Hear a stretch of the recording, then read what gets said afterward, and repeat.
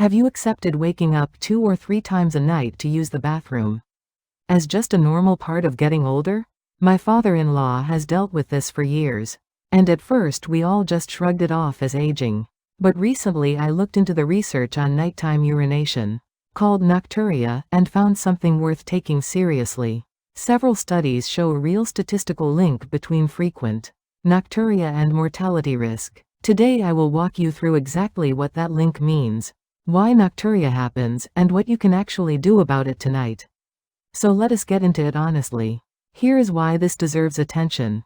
Multiple large studies consistently show that as the number of nighttime bathroom trips increases, overall mortality risk rises alongside it, even after adjusting for other health factors.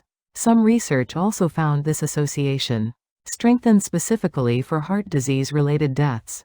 Before you panic, understand this correctly. Nocturia itself is not what kills anyone. Researchers interpret this as nocturia, often being a downstream signal of other serious conditions like heart failure, sleep apnea, or diabetes, working together in the background. In other words, nocturia can be both a symptom and a warning sign, pointing towards something that deserves a real look, not just an aging explanation. So why does nocturia actually happen? There are a few distinct causes. First, the bladder itself changes with age, losing elasticity and storage capacity. So smaller amounts of urine trigger the urge to go. In men, an enlarged prostate can compress the bladder and worsen this. Second, the kidneys can simply produce more urine at night, a condition called nocturnal polyuria. In heart failure, fluid that pools in the legs during the day gets reabsorbed into the bloodstream once lying down, and the kidneys then work to excrete it overnight. Diabetes similarly drives nocturia when elevated. Blood sugar prompts the body to flush excess glucose through urine. Third, sleep disorders themselves play a role. Obstructive sleep apnea causes repeated brief breathing pauses that trigger stress responses and hormonal shifts, increasing urine production while simultaneously fragmenting sleep, creating a frustrating cycle. Here is something easy to overlook. The more immediate danger from nocturia is not the statistical mortality link but falls. One study found that going to the bathroom 3 or more times a night was associated with a 28% higher risk of experiencing a fall.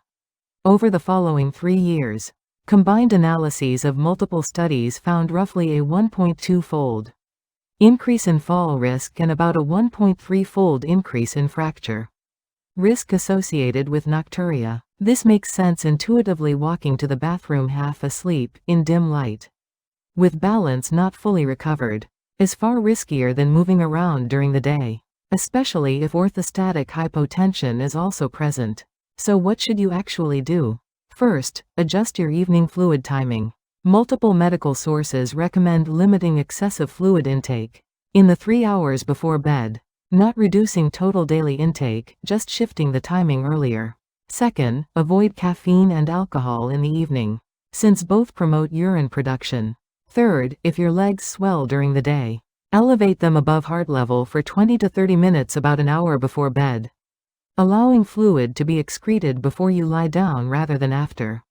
Fourth, if you take a diuretic medication, ask your doctor about shifting the timing to morning or early afternoon.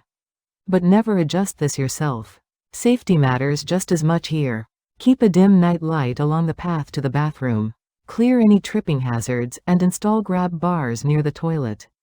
If you also experience orthostatic hypotension, sit briefly before standing, even during nighttime trips. One key distinction: waking once a night is generally considered normal. Waking 2 or more times, especially 3 or more, deserves a proper medical evaluation, rather than being dismissed as aging. If nocturia has recently worsened, or you notice leg swelling, shortness of breath, or a partner mentions loud snoring with breathing pauses, please see a doctor, since heart failure or sleep apnea may be underlying causes. If you have diabetes, check whether your blood sugar control has slipped recently too. For a simple weekly plan, track your current nighttime bathroom trips and evening drinks on day 1, shift fluid timing earlier from day 2, cut evening caffeine and alcohol on day 3, start leg elevation if needed on day 4. Check your bathroom path lighting and obstacles on day 5. Install grab bars if needed on day 6 and reassess your progress on day 7. Scheduling a doctor visit if trips remain frequent. Improvement speed depends entirely on the underlying cause. Some people improve significantly just by adjusting evening fluids, while others need treatment for an underlying condition. This information is not meant to frighten you about nocturia, but to help you understand it accurately and respond appropriately. Why not start tonight by simply counting how many times you actually wake up? If this helped, please subscribe and share it with someone whose sleep keeps getting interrupted.